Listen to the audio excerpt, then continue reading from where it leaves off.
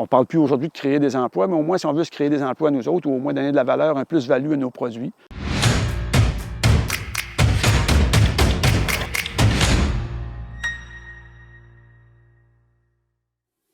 Chez nous, on transforme, c'est assez simple, c'est de la viande. Il y en a d'autres qui transforment du lait, il y en a d'autres qui transforment d'autres produits. Il faut vraiment juste aller vérifier qu'est-ce que ça prend comme obligation, comme exigence. Mais si on prend ce qui nous concerne directement, c'est très, très, très simple. Puis les gens du MAPAC nous orientent très bien là-dessus. Il suffit de leur présenter.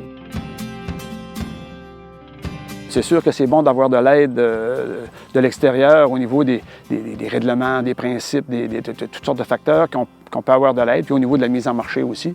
Mais comme transformateur, personnellement, je trouve que c'est quand même assez simple de partir en transformation. Il y a quand même des investissements, mais si on se spécialise vraiment dans un créneau de marché, c'est quand même raisonnable, ou on peut même se regrouper pour avoir une usine de transformation, un local pour transformer tous ensemble. Il faut vraiment prendre le temps de tout évaluer ça, de tout décortiquer ça, pour pouvoir voir vraiment ce qu'on a besoin et ce qui nous manque dans la région.